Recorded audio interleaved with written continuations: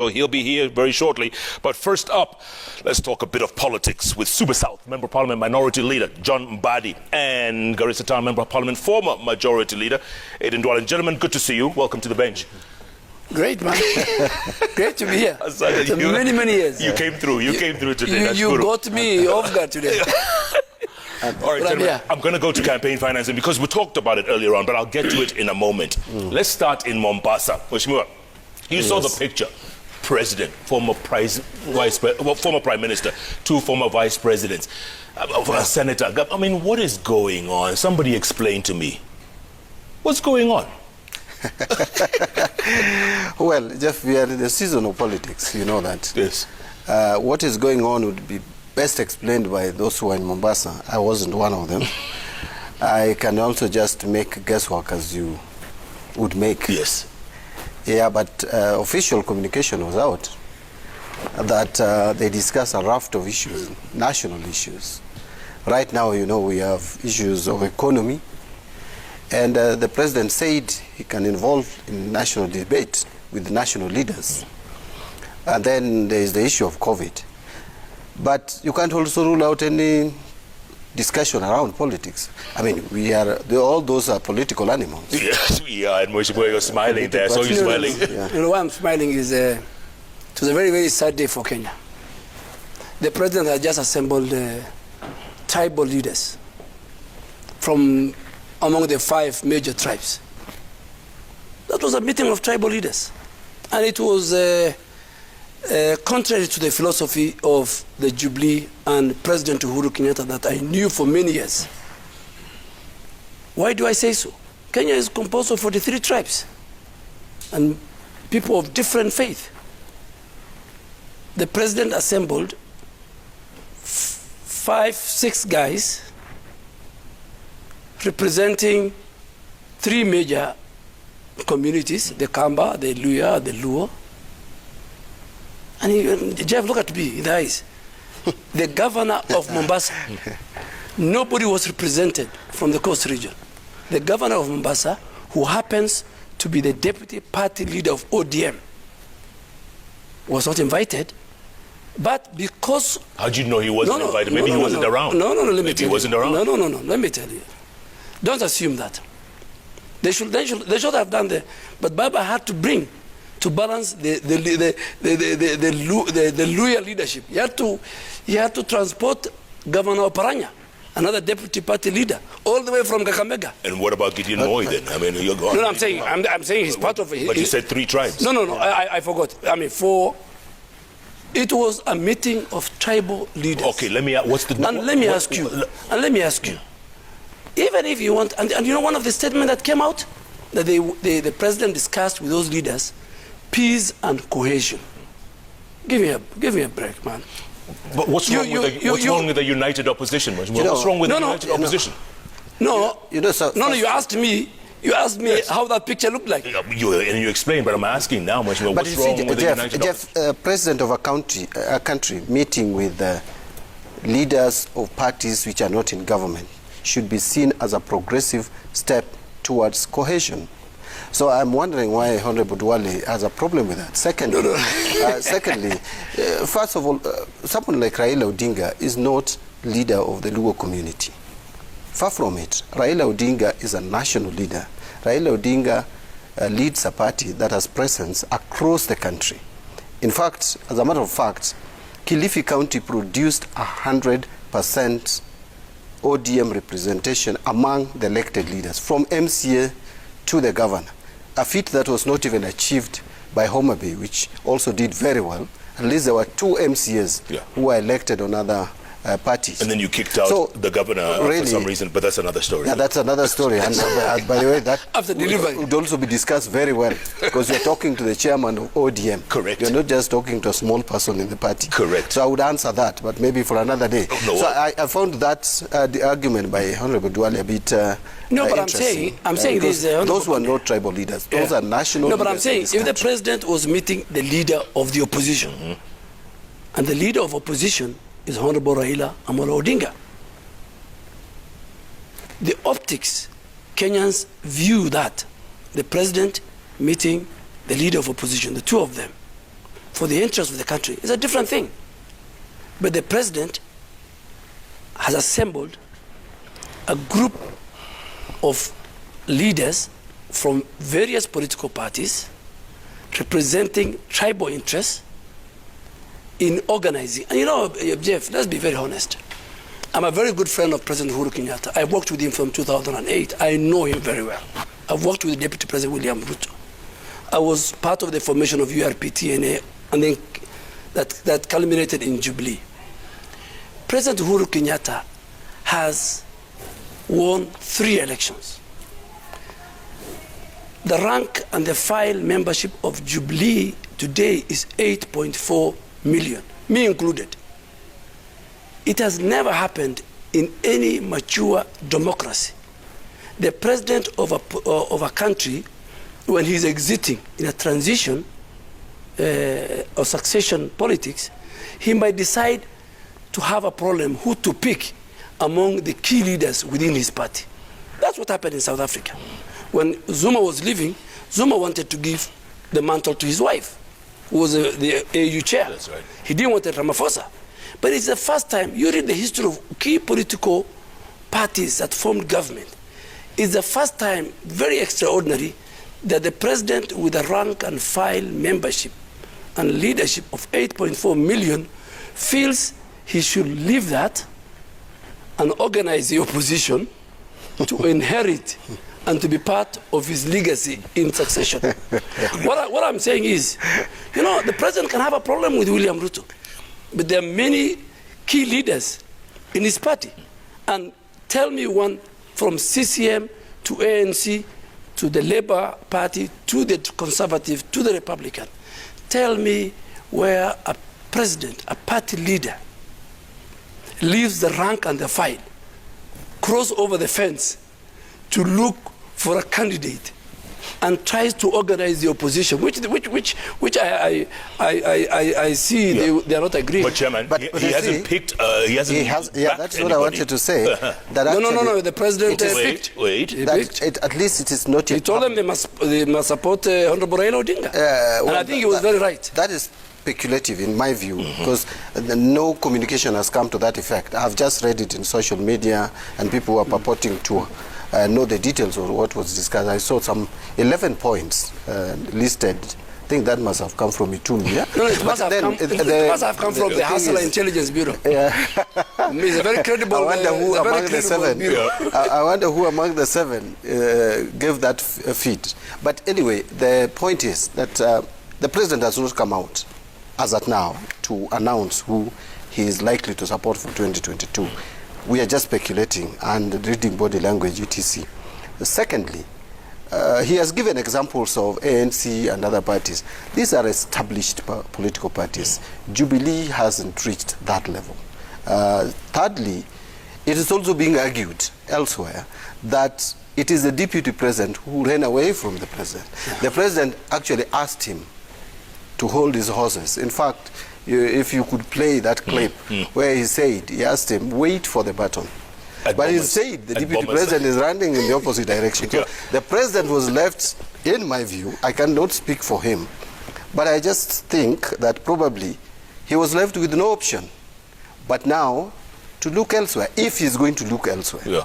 Because 2022 is still a few months away. And in Kenya, by the way, coalitions that have won election or purport to have won election, like I believe Jubilee is purporting that they have won 3 elections, even where they competed alone, usually they are crafted towards a few months to election, 2-3 months. So we still have enough time.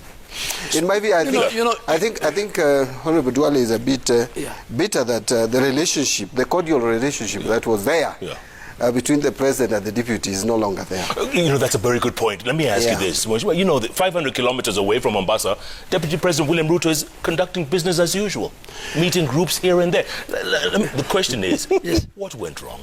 No, you know, this is the elephant in the room. Yeah. And I think the best person to answer that, or the 2 people to answer that, will be the president and his deputy. But you said you're very close to the president. Yes. To both of them. You know, and you know, that is why, Jeff, in fact, you have asked me a very good question. That is why some of us who are insiders in the Jubilee administration the last 9 years will not fall for this narrative of anti-William Ruto, because the president did not call any section of his leadership, me included, and said, we have a problem with William Ruto. William Ruto has done A, B, C, D, and that is why he is not the right leader for our party. He's our deputy party leader. So minus that, some of us don't want to be victims of politics of deceit and betrayal. I mean, we are men of faith. We are men of honor. We went with William Ruto and Uhuru Kenyatta. I did 25 times to ICC. I was not in ICC. I was not facing serious crimes. It was them who were facing. I went with them to very many prayers. But what William Ruto is facing within the context of post-independence Kenyan politics, Jaramogi Odinga went through this. Raila Odinga, the current opposition leader, went through this when he said Kibaki Tosha. The aftermath, he went through humiliation. In the Grand Coalition government, which me and Mbadi were members, former Prime Minister was not treated very well. Now, the architecture of the 2010 Constitution tried to insulate that humiliation. And that's why today, the question you've asked, the president is in Mombasa meeting a cabal of tribal leaders. The deputy president is protected by the Constitution under 143. And when I saw my good friend, the former Vice President, Kalonzo Musyoka, said, when I was the Vice President, I used to take permission from the President. He doesn't know when he was the Vice President is different from the Deputy President. The Deputy President, the Vice President, Kalonzo Musyoka, his letter of appointment as a Vice President was signed by President Kibaki. You're aware of that? Mm-hmm. But for Deputy President William Ruto, the way President Uhuru Kenyatta received his letter, his certificate at Bomas from Chapukati and Isaka San, his predecessor, William Ruto, received his certificate. They were both elected together. They were in the ballot box. Mm. So what happened, where did the rain started beating us, is history.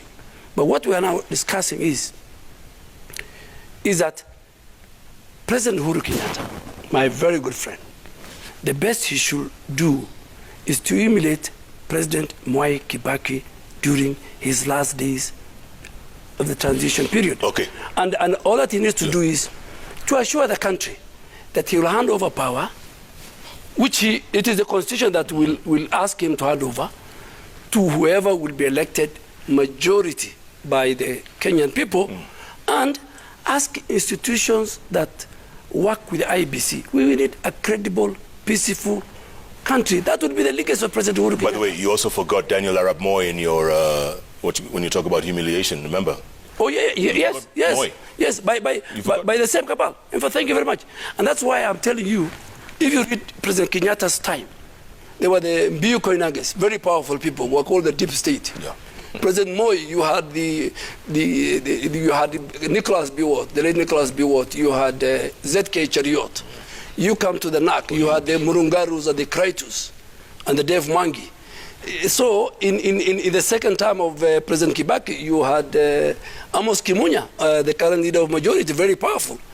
In our first government, you had Waikuru and the cabal, and now you have another team. So I really want to ask public servants who are bestowed by, or been given responsibility by the Constitution, they should see the country bigger than fighting, humiliating both the office and the character of the holder of the deputy president. Much more, it begs the question. Obviously, a lot of people say, that relationship that much more Duale just talked about was ruined by the handshake. That's what some people say. No. That's what they say. I think, Jeff, you've heard of this word, you know about it, benchmarking. Kenyans talk about it all the time, including our MCS. I think the mistake we did, we should have taken the deputy president for benchmarking, maybe in the United States of America, to see how Biden worked with Obama and how even in the Trump administration, the vice president, who is a running mate and a joint ticket with the president, how they work. There can't be co-presidency in a country. But there's no co-president. The president must just be one. And I think that is the origin of the problem between the president and the deputy. Let's talk about the handshake. But I can't really place it because the two of them have the answers. But handshake, how did handshake ruin the relationship if it was strong? It's not possible for handshake to ruin a strong relationship. Handshake found a weak relationship. And I think, if you ask me, I think the president just decided to survive with this deputy in the first term. We are aware that there are issues around the deputy president bragging how he's the one running the government. And maybe the president was not happy with that. And we are not confronting that, or they are not confronting that, because I'm not supposed to confront that. It's in fact, it's not Jubilee. It cannot be that immediately after election, the second election, when now the president knows he's not going to run again, that there would be issues. Those issues were there. But because you want to get a second term, you play them down. And then you play it down, but when the time comes now, you move your direction. Remember, Jeff, when the president started talking about fighting corruption, it is debatable. There are people who think he was not serious about it. Some people think he was serious about it. The deputy president came out and contradicted him on a number of occasions. How do you work with a deputy president who keeps on contradicting you? Even on the handshake, by the way, the deputy president did not embrace it from day one. He did not embrace it. So anything that the president was doing in his second term, the deputy president was contradicting. He was running ahead of his time. You know, if you want to succeed someone and you want to inherit the entire machinery, including the voting bloc, you need to play your cards right. And I don't think the deputy president play his cards right. Jeff, it's very interesting, very interesting that a member and the leader of minority has the audacity to lecture Jubilee and its leadership. You know, he's the leader of the opposition. Yes, he is. On how we should run, how the president should behave with his deputy, how we were in first term, how the president just wanted to use the deputy president. But let me tell you, I was one of the people within Jubilee who embraced the handshake. Okay? But the deputy president didn't. No, let me finish. Yes. But he didn't. No. The deputy president and many of us in Jubilee didn't embrace it. They were very skeptical. And I think now they have been vindicated. How so? They were vindicated because the end result, the process of the famous handshake, is ending up in Mombasa with a group of tribal leaders on how to organize them in order to seize power in the next general election. Why is it tribal? Why is it tribal? So let me tell you, people were skeptical in that we have no problem with the handshake. We have no problem with peace. But are we sure that this handshake has other objectives? And I was one of the persons who say, no, you guys, let's wait and see.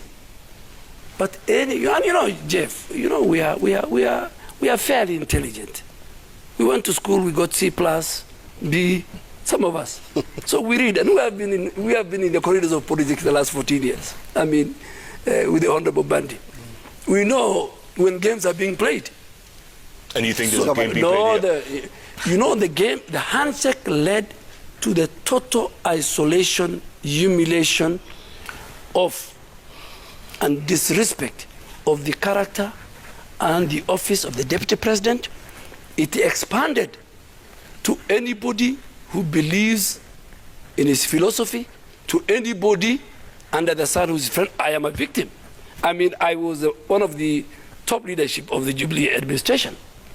I I left or whether I was removed as the leader of majority on a single premise that these are perceived friends. So all these, and secondly, You're saying that's not true? No. Come on, let me bring but the handshake brought peace, if anything. You have to admit. That is true. Calmed And the actually, nerves and the tensions. Actually, Jeff. But Jeff, let me tell you. If we can go back to where we were just before handshake, you would agree with me that we were almost losing this country. Yeah. So there was need for handshake. How? We're almost losing the country. How are we losing the country? I don't know whether we have forgotten very fast. There was an election. That after that election, there were controversies around it. There was a fake swearing. Anyway, let me put my point. You know, Duale believes that there was no problem. Yes. I believe there was a problem, and I think many Kenyans know there was a problem, and so there was handshake. In fact, Kenyans were calling for the two leaders to leave as statesmen and come out and shake hands. I remember even on your bench here, some Kenyans called for the two of them to shake hands. But look, Jeff, I have not said that the president was using the DP to get second term. But even if it were you are the president, and you are facing a formidable competition and a formidable opposition, and you have a deputy whom you are not very comfortable with, you can accommodate him for the time being. But listen, if Duale was also fair to the president, Honorable Duale, my friend, was fair to the president, can he remember that people like Sudi kept on, for a very long time, were abusing the president, chest thumping and calling the president names, and the DP did not reprimand them. And so, but the president's side, I remember even Njiri, who was really a strong supporter of the president, kept on saying, the problem he has with the DP is that he's campaigning early. So now, look at those two scenarios. The bottom line is the DP also felt that the president had no option, had to work with him. The president could not go anywhere, and so he could treat him the way he wanted. And that is not how to treat someone who still has powers. No, I think that's someone who is still the president of a country. And so I don't think they should even lament. No, Jeff. They should pick Let's not the have pieces a discussion on and move on. Yeah. By the way, the other day... Jeff, just a minute. Yeah. You know, when you talk about Oscar Sudi and many, those kind of characters or leaders are in every formation. They're in ODM. But it's close to let me finish. Your same party. No, let me finish. Let me finish. Yes. Even in his own party. Nobody abuses the leadership. No. You would never think of doing that in ODM. Let me tell you, Jeff. I was among the people who were the founder members of ODM. And that's why even I had to leave it in 2009. ODM is a cult. No. It's a cult. It's but like, you're a former founding member? Yes. Why did I left in 2009? Yeah, ODM is a cult. Nobody can speak. It's like the Catholic Church, the Pope. It has structures. But Jubilee is a very democratic party. I condone the likes of both sides, from the president side and the deputy side, those who use vulgar language, those who utter unpalatable words. But those are found in every political formation in the country. But when you lack respect for your head of state or head of party. Let me tell you, when you are a leader and you are a member of parliament, that's why you carry the title honorable. You know, it's not Jeff to tell you how to behave. The moment you carry the title honorable, you must behave it. He's a leader of majority. A minority. I'm the ranking member. Even today in the House, you'll find different types of people. That is within the political space. And I think it's upon the people of Kenya. If you start from the 10th parliament, 9th parliament, 10th parliament, in fact, our standards in terms of the kind of leaders we elect, and this is the blame goes to the voters, is going down.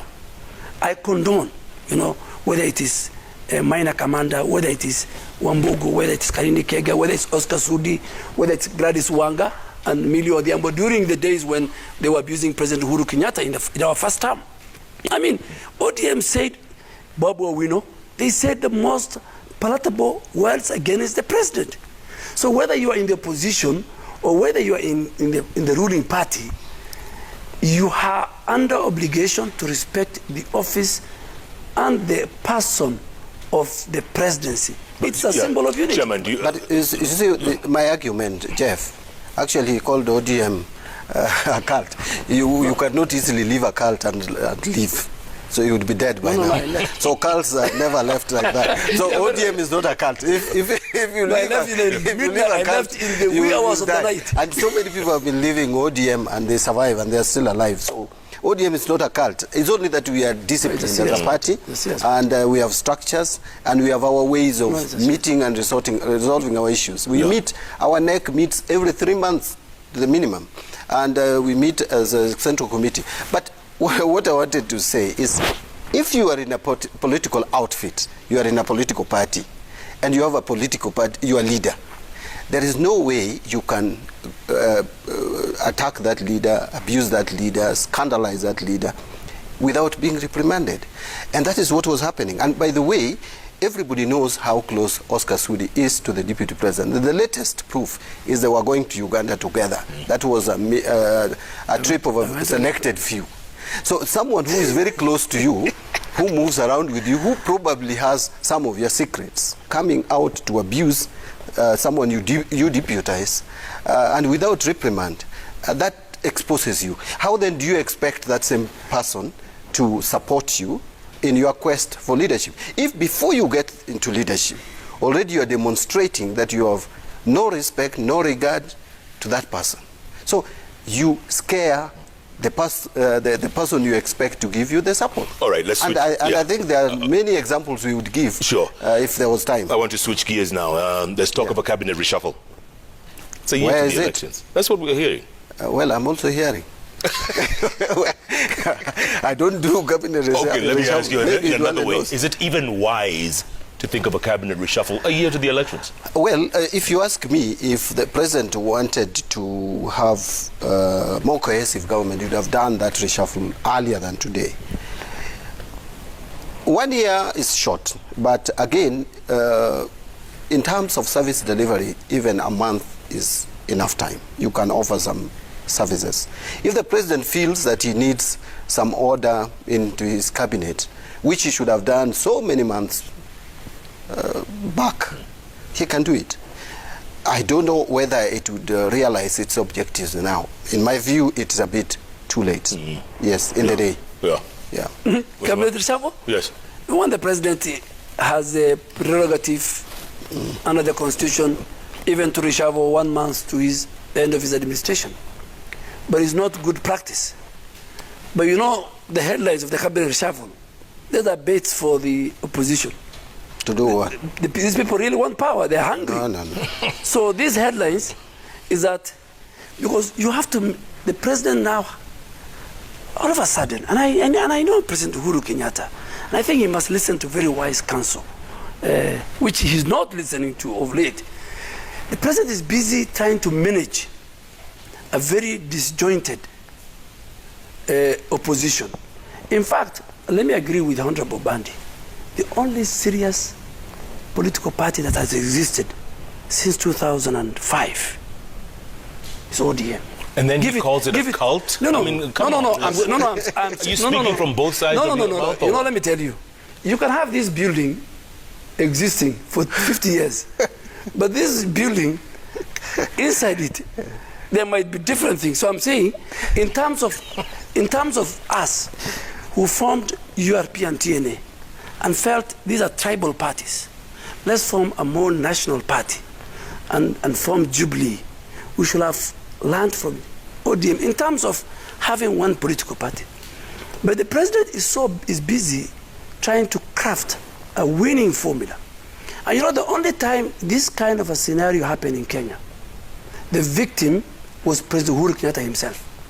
President Moi assembled a team of seasoned octogenarian politicians, the likes of Raila Odinga, George Saitoti, Mudi Awori, to make sure KANU exists and his legacy and his candidate wins the 2022 general election. 2002. Yes, 2002.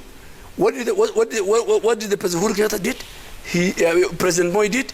He forced President Uhuru Kenyatta onto those other leaders. They walked out of Kanu en masse one day, crossed from Serena to Uhuru Park and endorsed Kibaki. Okay, so why doesn't your candidate walk away then? No. I mean, it's not my candidate, the people who walked away. Why are we walking away? We have, within the Jubilee Party, in fact, we just shifted to the only coalition party within Jubilee, which was the former PDR UDA. Which is UDA. So we have not left Jubilee. We have not left Jubilee. You have not left Jubilee. Let me tell you, the only. So why don't you leave then? But we have left. I mean, we are in UDA, which is the only recognized coalition partner deposited with the registrar of political party is UDA. So we are not going very far. We are within the compound of Jubilee. Yeah, I'm confused here. Are they Jubilee or are they UDA? Let me ask you. Do you know the history of UDA? UDA is a former PDR, right, which has got about 4 MPs in the National Assembly, 1 senator, and a number of MCAs. This was the only party that had a coalition agreement, a sister party to Jubilee. Okay. So when we were kicked out of Jubilee, we were told you are persona non grata. The deputy party leader was told, Jeff, you live in Kenya. I mean, you didn't come yesterday. William Ruto went to Jubilee House. He was told, get out, you are not. By people who are not even elected in the party. So we said, fine, you guys kick us from the main bedroom. Then we went to the next room, the guest room, the downstairs. I'm sure where you live, you have a guest room. So we are there. I don't, but I get what you say. Jeff, Yes, sir. just 2 things. First, I want to correct that we are not interested in cabinet positions. If Kenyans will be appointed who are affiliated to ODM, so be it, because they are also Kenyans. Absolutely. But if we wanted to form a coalition government, we would have done it. Now, the reason why he says government of unity, national unity, a national not unity, coalition, or national government of national unity. But look, but you could also be in a coalition. I mean, we could lose NASA. We could lose NASA coalition and go. You lose a minority. Of course, we would lose those seats and we become part of the government. But we didn't want to do that. You really now, want to add? The issue that he's trying to bring of being in UDA, being in Jubilee, not in Jubilee, is for legal issues, so that they don't lose their seats. But basically, they are out of Jubilee. Why? In Kiamba, UDA competed against Jubilee. You cannot be in Jubilee and compete in Jubilee. Match. So the bottom line is that these are 2 political parties, 2 political outfits, competing in an election so viciously as they did. So the UDA is not in Jubilee. Let nobody cheat you. What is that, an own goal? ANC? No. They competed ANC and the... No, that is, ours is a coalition. Jubilee is a party. Yeah, Jubilee is a party. Ours was a NASA coalition. And you cannot say ANC is in ODM. No, they are not in ODM. So yours is an animal that we don't understand. Probably we are struggling to understand. Can they make us understand? Let me say, I'm confused. let me say this. We were in a NASA coalition with Ford Kenya, ANC, Wiper, and CCM. CCM left. Let me give him a good example. But they didn't leave officially, and ODM. By the way, is NASA dead? No. NASA right now is, but it is not officially dead. We have pronounced that we are killing it, but we have not communicated the burial of NASA. And the death certificate? The death certificate has not been issued because it has not actually, but it is not there. Now, where theirs is confusing is you cannot have a Jubilee as a party, and then you call UDA in Jubilee. You should have said that UDA has been in an arrangement with Jubilee. So now, someone like you cannot be in UDA because you are a member of Jubilee. The Honorable Duale was elected on Jubilee ticket, not UDA or not PDR. Not Jeff. So he cannot be in Jubilee and be in UDA. In fact, even if you go to the register of political parties, if you are a member of Jubilee, you cannot be a member of UDA. That is the truth. That is the and yet UDA is operating out there. And no. Jeff, let me tell you, and let me take my good friend. We joined parliament at the same time. And we were both of us ODM.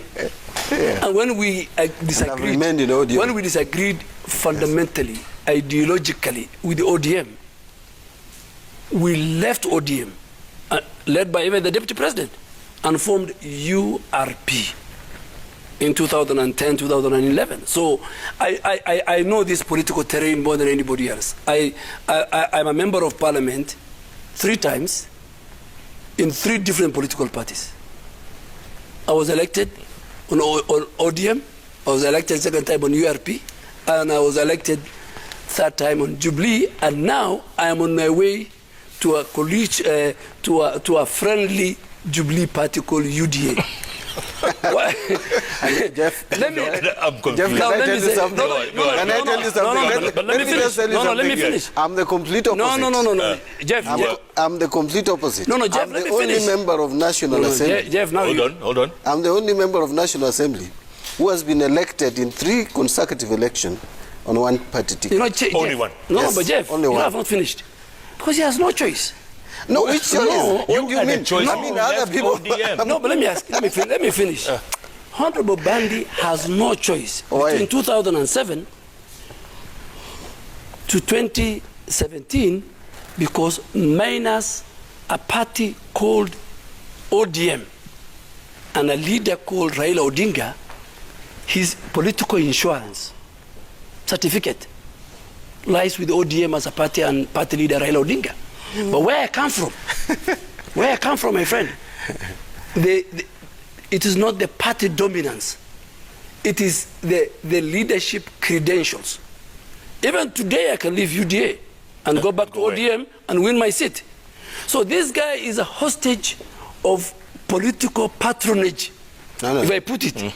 So minus the shadow. And there are many people. In fact, one of the reasons why people are pushing Raila Odinga, there are 2 groups of people who are pushing Raila Odinga to become a candidate. As the UDA fraternity, we want a very strong candidate. And in this mix, we don't see that in Kalonzo, we don't see that in Musalia, we don't see that in Gideon. We want to face a formidable competitor. That's Raila Odinga. Now, when you go back to Luo Nyanza backyard, there are people who must push and ride on the back of Honorable Raila Odinga, man I respect a lot, who inducted me in politics, for them to win their local political seats. Chairman, you've just been called a hostage. Hostage of the party. First, I'm surprised. I've never wanted a strong opponent. Competition is competition. I would always want the easiest ride to the position, parliament, etc. I'm surprised they want a very strong of course, we're serious opponent. 2, and now being held hostage, there are people who wanted to leave ODM, they have left, even in my region. And they lost. So if I wanted to leave, there are some who have won back their seats. But if I wanted to leave ODM, I would have left. But I don't want to leave ODM because I subscribe to the principles and policies of the party and the party leader. I must admit, I love the party leader, I support the party leader. But even in 2007, Honorable Duale may say that now Mbadi is known, Mbadi is the chairman. But 2007, I was pretty a newcomer in the party, so to speak, as in terms of publicity. I was there, chini ya maji uko chini. But you won. And I made it. And I won against heavyweights. Even a former assistant minister, the landlord of the party, I defeated in 2007. Yeah.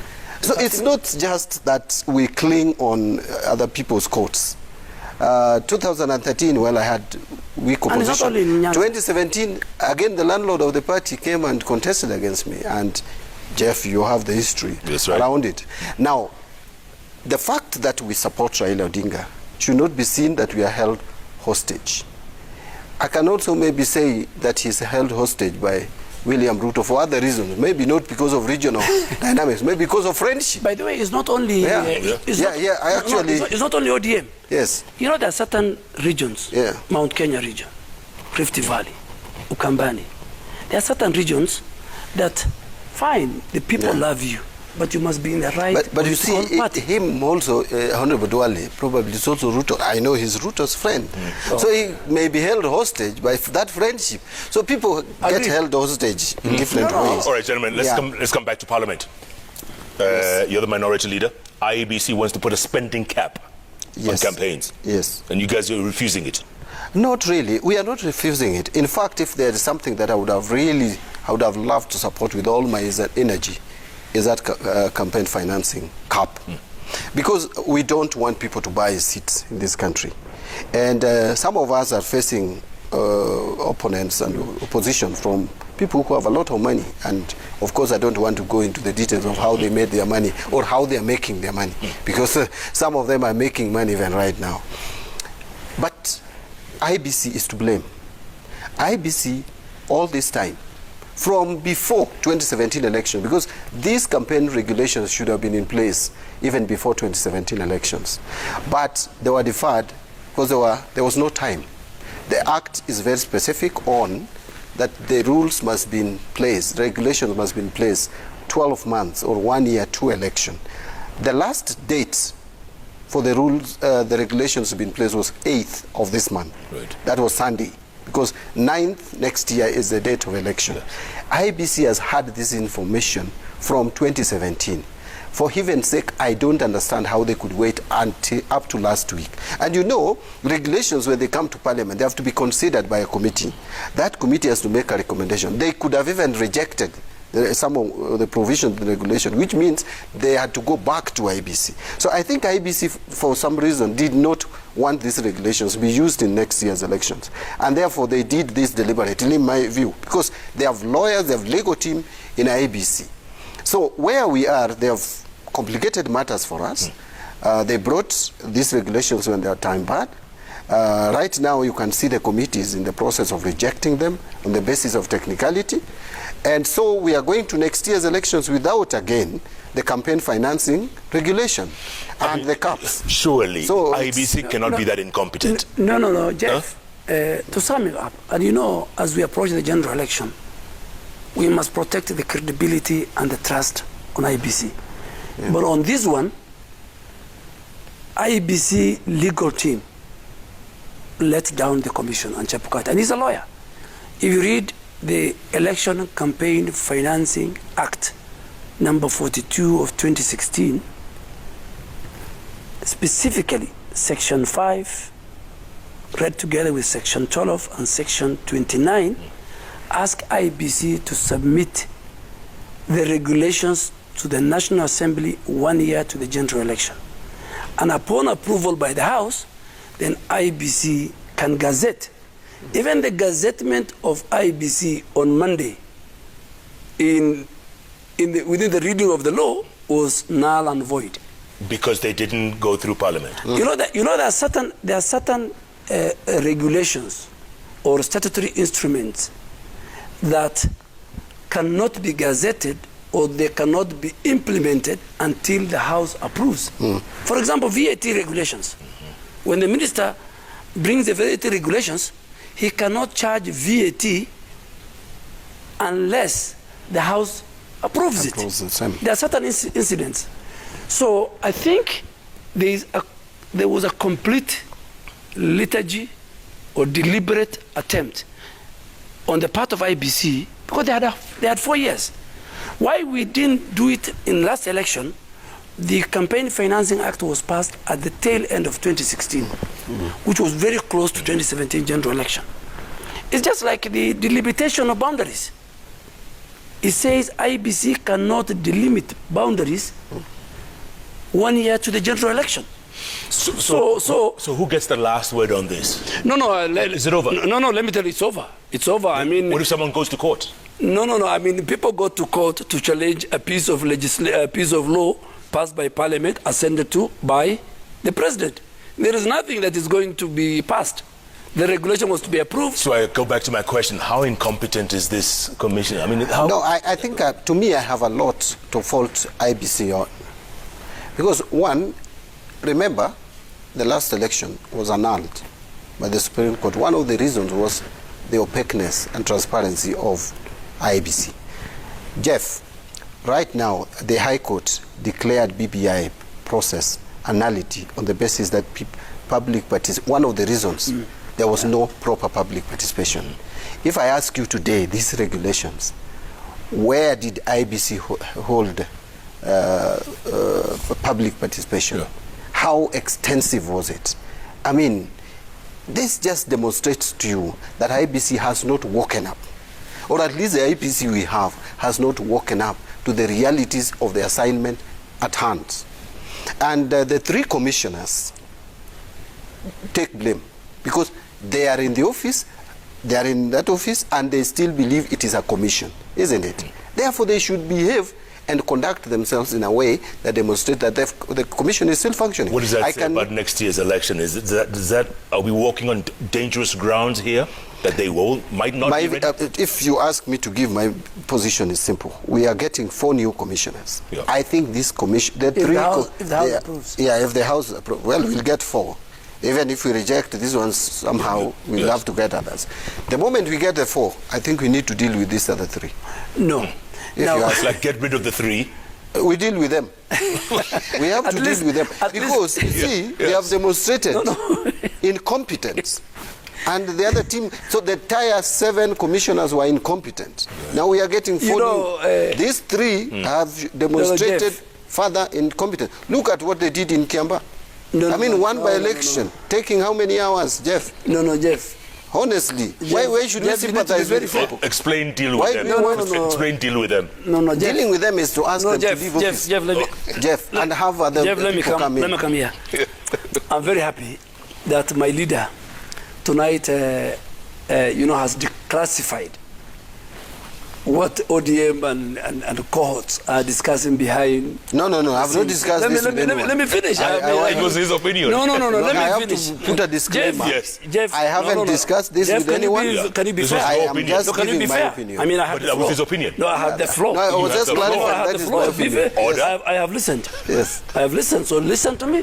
The viewers want to listen to me. ODM have a history of punching and blaming IBC. IBC, they don't vote. IBC is a referee. IBC, they're the arbiters.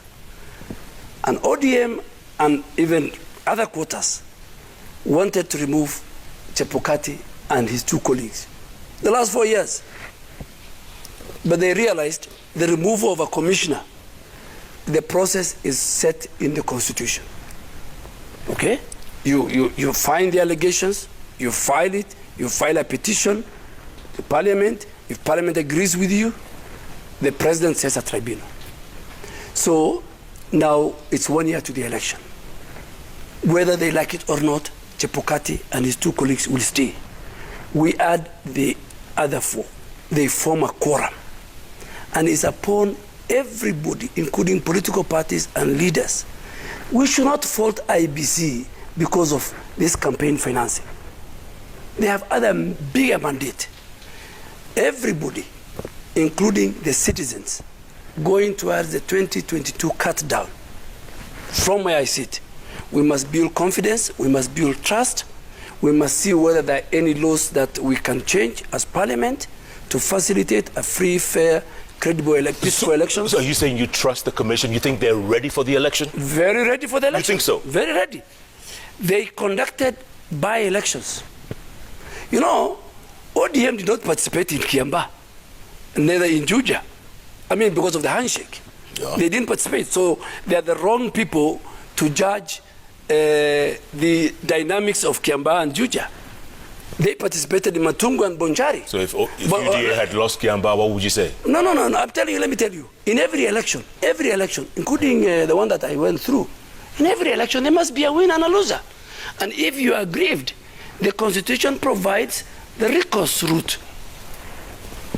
So campaign financing cannot be. And I really want to ask political leaders, members of Parliament, aspirants, the donor community, everybody, the institutions, the security sector, let us all of us work together to give the people of Kenya an opportunity for IBC to conduct free, fair, transparent and peaceful elections. Okay. You know, my friend. But if now 1 year to the elections, if 1 year to the elections, you know, ODM is talking about removing those people. I am telling you, it's climbing Mount Kenya using a donkey cart. You know, my friend, it's a difficult thing. They couldn't do it the last 4 years. My friend Duale has just surprised me because he is protecting these commissioners with all this. No, I'm not protecting. Strength, you know, from the way, but from the way you are talking. No, I'm not but saying. Anyway, the point is. Well, why are you removing them?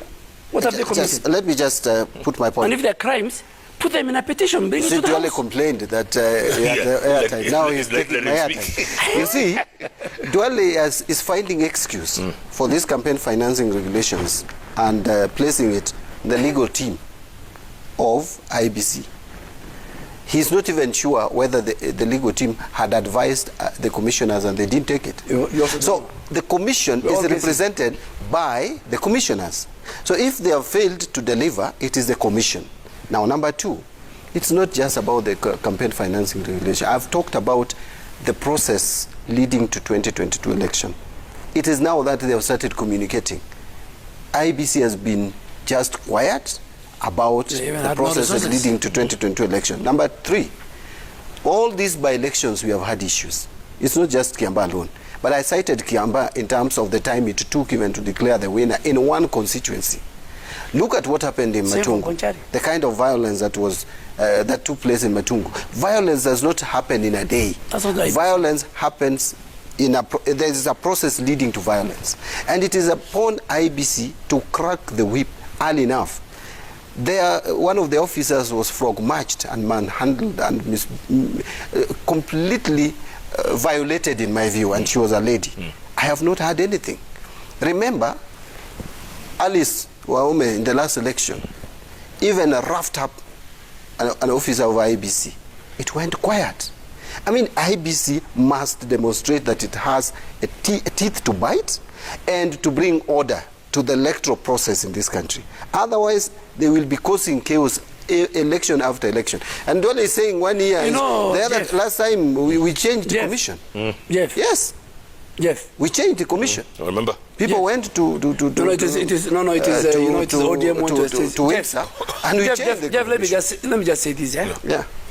You know, within the IBC functions, there are other institutions that offer auxiliary services.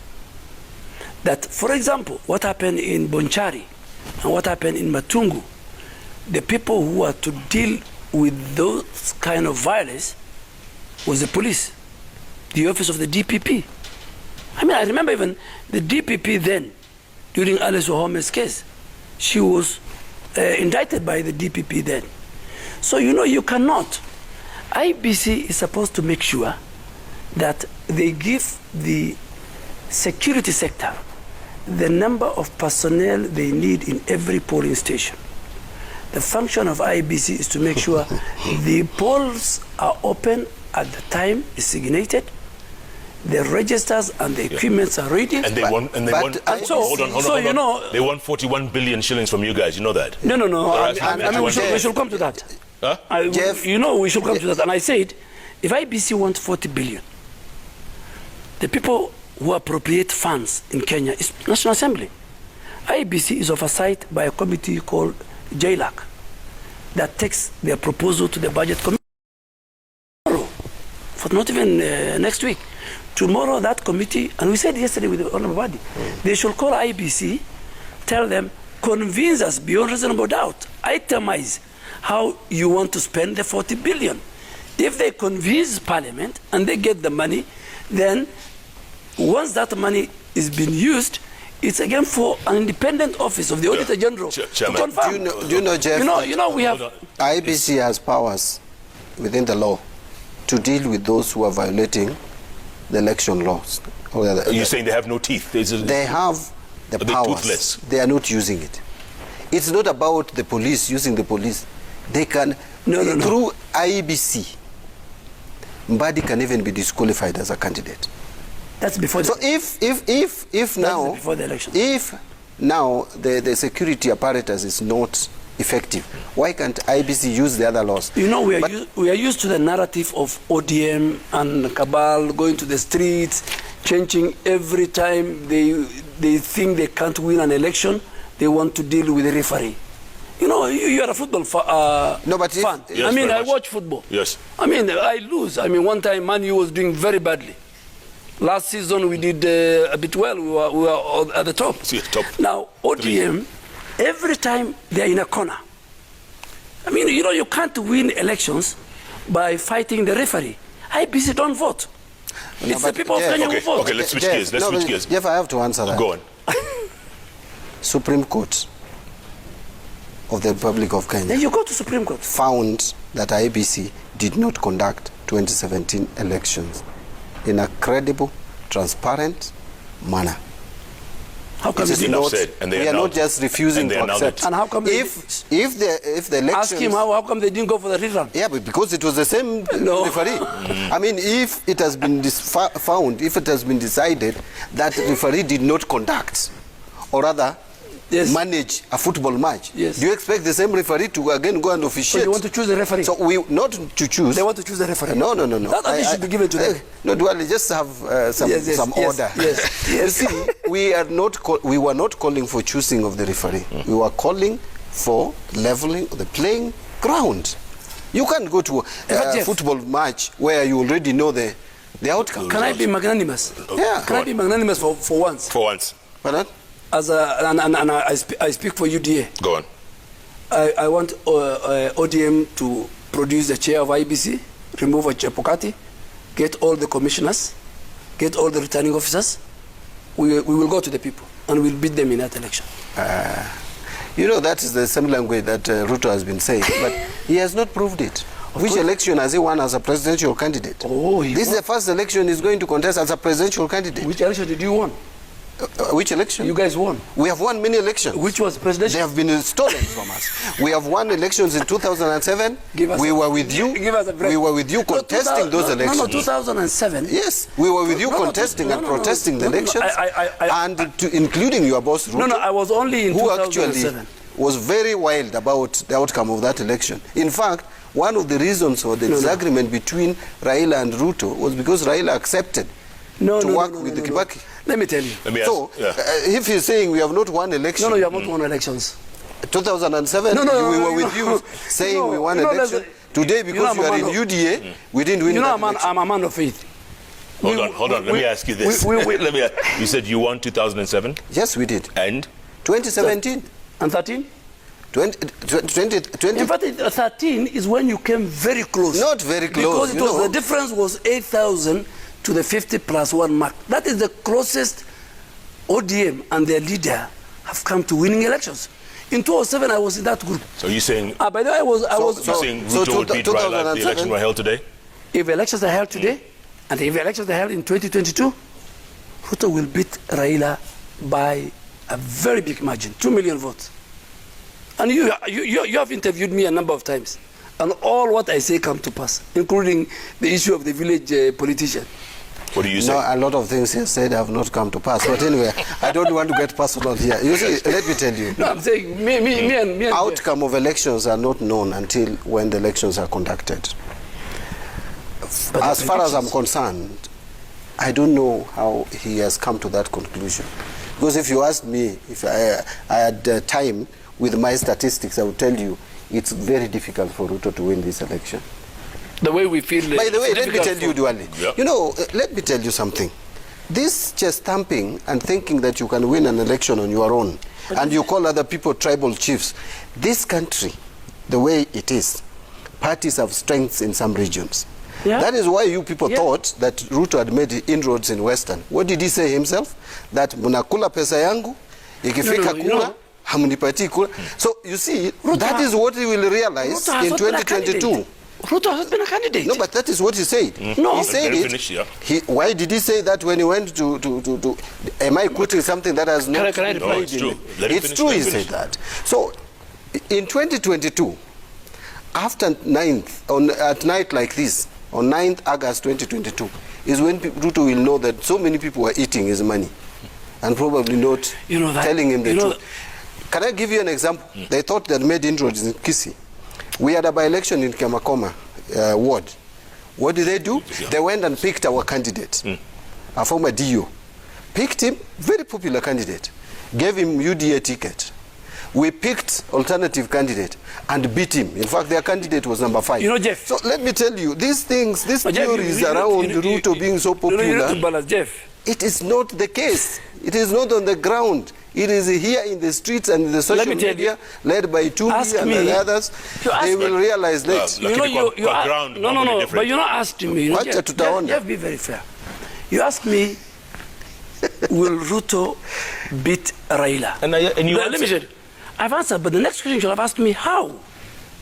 No, we don't need to go into because that's speculation. No, let me finish. That's speculation. Let me finish. Speculation. Let me finish. For him, you asked him how, and he gave you a very pedestrian argument of some words. William Ruto has never been a presidential candidate. This is his first stab on the presidency. His candidate lost elections, not once, not twice, not thrice. But not to Ruto. No, you know that is Sorry. That's anyway, a pedestrian. Okay, that's speculation, gentlemen. That's speculation. Let me finish. Let me not lose my thought. You're losing my thoughts because you're speculating. No. These are facts. They're not facts. You don't know. William Ruto has never stood for a presidential candidate. His first term is 2022. It's a fact. Do you deny that? First time, yes, no, but we don't know how. Let me finish. Hold your horses. Honorable Bandi's candidate stood for presidential candidate, was a presidential candidate, lost not once, not twice, not thrice. What's your point? Let me finish. Then comes the question why. Raila Odinga had very critical credentials that used to make him get very high number of votes. Raila has no track record on campaigning on economic front. Raila is a governance guy, human rights, fight against tribalism. Raila lost that at the moment he shook hands with President Uhuru Kenyatta. How so? Oh, yes. How so? Yes. Raila, the gentleman who is looking after the camels in the deep part of North Horr, the moment he feels discriminated, his first person to think about was Raila Odinga. Raila Odinga has a serious credentials, more than any other leader. Do you agree, Chairman? I don't agree. Come on. He lost in the handshake? Jeff. He has to answer that. No, Jeff, let me ask you. Let me ask you. You're being personal. No, but let me ask you. No, don't ask me. Let me ask Chairman here. He's your senior now. No, are you a host? Or you are controlling this debate. No, you are not. You're talking too much. Jeff, let him conclude. I've allowed him 1 more minute. My time. As minority leader. Speak. Okay, fine. Jeff, Raila Odinga has campaigned on many platforms. Actually, he has a lot of credentials, as he put it. It's not just on governance. Not just governance. Raila Odinga, if you ask me, there is no one who understands the infrastructure of this country more than Raila Odinga. When he was a minister for energy is when we got the rural electrification program. When he became the minister for roads, we all know his history. And environment, bring the environment. Who understands the value of environment more than Raila Odinga? To the extent that he lost the Rift Valley vote because of that. So he has a lot of credential, a lot of things that he believes in, which are good for this country. Now, on the handshake, Raila Odinga just became a nationalist. He just became a national leader. He became a father figure. Kenya was at crossroads. People were talking of even secession. People were talking of dividing this country, isn't it? We were basically... Which people? One side of the political... The point is that Kenya was divided into two. Even whatever that side believed in... 2013, the same. Yes, but 2013, Raila Odinga accepted after the Supreme Court decision. He accepted. And so we say we lost 2013. We did not accept the 2017 elections. We went to court. Court annulled the results. They went for the repeat alone. So you cannot say that we accepted the outcome of that election. Yeah. And by the way, the country, there was no even business going on in this country. The country was burning. Duale does not want to believe that. No. You know, Jeff. We had two presidents. Jeff. He believed in his president, whom they saw at Kasarani. We believed in our president. Yeah, can you finish? Because he let you finish. In my view, I just want to conclude by saying that the issue of William Ruto beating Raila Odinga is hypothetical. Just the same, it is also hypothetical today if I tell you that Raila would beat William Ruto. As people who support Raila Odinga, I believe he will. And I would give my reasons as he was trying to give. But you said that is speculative. Let's leave it at that. The point is we are going to 2022 election. You need friends, you need alliances, you need coalition. This country, let nobody cheat you that you can chest thump, that you alone yes, as a leader, you can win presidency on your own. Agreed. You need other people. Because parties are, the strength of political parties in different regions are varied. Let me tell you, if you go the credentials. If you go to Lower Eastern, you will find that Wiper is strong. You cannot wish that away. We have listened. Let me tell you the credentials of William Ruto and why William Ruto is the man to beat. You're talking for him now? You're a spokesman? He's talking for Raila. So why do you have a problem when I speak for William Ruto? Go ahead. Why? Why do you have a problem? Go ahead. He's speaking for Raila.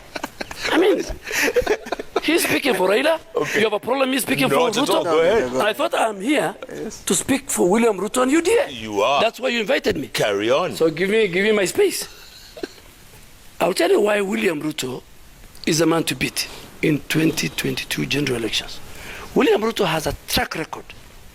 When he was the Minister for Agriculture, all and sundry knows the kind of reforms he did at the Ministry of Agriculture. When he went to the Ministry of Higher Education, as a Minister for Higher Education, where he was transferred by Honorable Raila Odinga, because by then we were on his side. He did a marvelous job. This thing you hear today of technical institutions, the reforms he did in our universities. So that for the first time, even the backlog, you used to stay 3 years for you to join university. It's William Ruto who fixed that problem. In our first term as Jubilee, when the synergy between the leadership, beginning with our president, our deputy president, and all of us were together, that was a time when this country was connected. Citizens, over 5 million citizens were connected to electricity. That is a time when each and every part of this country, serious road infrastructure were done with the help of the president. That's the time when SGR was built. That's the time when our port reached the 1 million number container. That's the time when the free maternity health care took place. And who's taking credit for all that? No, let me tell you. No, just hold on. SGR, free maternity, who's giving credit? No, it's, by the way, let me tell you. The credit goes to the Jubilee leadership led by President Uhuru Kenyatta. Of which you were part of? Which I am part of. Maybe you are still, I don't know. No, which I am part of. When we came to the second term, and we had got 4 key issues, which were to be the serious legacy projects of President Uhuru Kenyatta, and we wanted to use it as our springboard for 2022 election. Housing, manufacturing, universal health care, and I think agriculture, so that we turn from the rain-fed agriculture to irrigation. Get to your point. What happened, my friend? The handshake, the BBI nonsense took the center stage, and the whole focus was lost. And so you say the handshake destroyed everything? My friend, the handshake has not even unified this country. Today, Kenya is more divided. I can tell you. Today, Kenya is more insecure. Mheshimiwa, do you agree with that? No, I don't. Of course, if before he speaks, the person you want to confirm whether what I'm saying is true is the architect. No, but he's the but architect he's also of the handshake. You should ask another Kenyan. But that question you should ask yourself. No. Listen, Duale, listen, you see, Jeff. John Mbadi. I don't know. This guy is my very good friend. My friend. But you see, Jeff. That's breaking news. John Mbadi is the architect. Of the handshake, of course. No, he's the right-hand man of Papa. Yeah, the way I'm the right-hand man of President Uhuru Kenyatta. Both the president and Ruto both. Well, it's true. I'm close to Raila Odinga. One as minority leader, I'm the chairman of his party. I'm a member of parliament in his party. He's my friend. But you see, Jeff, Duale has said so many things about what Jubilee One did. A lot of it is also debatable, but you should also remember that is also the period that this country borrowed more than any other time, and expensively. Agreed. And expensively. I don't deny. Commercial loans at 8%. I don't deny. That is also the time we got so much promises which never were realized. Including the laptop. Including the laptop. Including the stadium. We didn't get those. That is also the time we feel that SGR was built to nowhere, because, I mean, what benefit was it bringing to the country at the end? But now, you see, we want it to be pushed to where it should have gone. If you want SGR to help this country, where is it now? It should go beyond where it had reached. But where are the resources? You borrowed until there is no more space to borrow. I agree with gentlemen. On the issue of health and many other things. Let me tell you, William Ruto, what he's saying today that he would want to do, he should have done in the... No. Let's assume that the handshake, according to what they are saying, has destroyed. Of course, we'll do the four pillars. What did he do in the first term? The Galanda Kulalu, the agriculture that is talking about, the red-fed agriculture that they wanted to eliminate. Galanda Kulalu was started in 2014, my friend, Jeff. 10,000 acres. Where is it? The money has been stolen. And in the first term, not this term, nothing has happened in this term. Under his watch, he was the majority leader that time. He was the minority leader. No, I wasn't the majority. He was the minority leader. No, I wasn't. He was supposed to raise it. I remember. All right, gentlemen. We talked about Galana Kulan forever. We're going to go to some feedback, and also we have another guest coming up shortly, so stand by. There's our guest right now in makeup. His name is RMD, Richard Moffitt Damijo. He's coming up, Nollywood's finest, a living legend, no doubt. He's coming up. Gentlemen, we can talk all night, you know that. You'll invite us another time. But let's get some feedback first as we stand by. Oh, okay. Tweets are so thick and fast. Chris Sunday says, Honorable Duale, can you please apologize to the nation for referring to the Catholic Church as a cult? No, I didn't say that. You said ODM is I said ODM is a cult. Yes. But I say sometimes you can run a political party within like the structures. So you didn't say the Catholic Church is the cult? No, I didn't. I can't. The Catholic Church is very close. You know they're going to be repeating that clip. The Catholic Church, in fact, is in terms of tenets and everything, is very close to the Islamic faith. I have a lot of respect for. Can the two gentlemen expound on deportations? Yeah. First it was Miguna, then recently Harun Aden. I can talk about Miguna, who is a Kenyan. This other guy, I don't know him. Who is this? I mean, Kenya should not just allow shadowy people around also. That one I cannot even talk about. But Miguna I can. So it is unfair. About Miguna should be back to this country. Oh. And we have said it many times. Yeah. Yes. Which one? Harun. Yeah. Harun, in fact, the Minister of Foreign Affairs, the Minister of Interior, the Immigration, they should tell us where Harun is. They should tell us. I don't know whether he has left. I don't know whether he's around. And today, you know what? The price of fake news and for government not to act correctly, when they call this guy a terrorist, it's not a joke. Today, the U.S. government has given an advisory opinion on its citizens and the region that apart from COVID, there's an emergency of terrorism. You know, you can't play around with the word terrorist. This is the same person, the same government has given a work permit. But to cut the story short, I'm asking you, where is Harun? We want the police to speak to tell us where he is. We want foreign affairs. But let me ask you, Jeff. Let me ask you, Jeff. How come Duale knows that this guy is Jeff. not a terrorist? I don't know. Jeff, let me ask you. The government has said he is. To be very fair to the citizens of this country, because we are not a banana republic, the police, the immigration, the foreign affairs ministry must tell this country through a press statement or a press conference the whereabouts, the story behind this gentleman called Harun and where he is. We even don't know, is he in police cell? Is he in Uganda? Is he in Turkey? You know, government cannot keep quiet on a very serious matter like this. Did you read he was deported? They said the deputy president apologized. But the same people say the deputy president doesn't speak for government. So that's why I don't... But he sent him an apology on Twitter. So from where I sit, this is the same deputy president. The same people in government said he doesn't speak for government.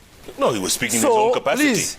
Please tell the police and the foreign affairs. All right. In fact, I'll raise a question in parliament on the whereabouts of this man.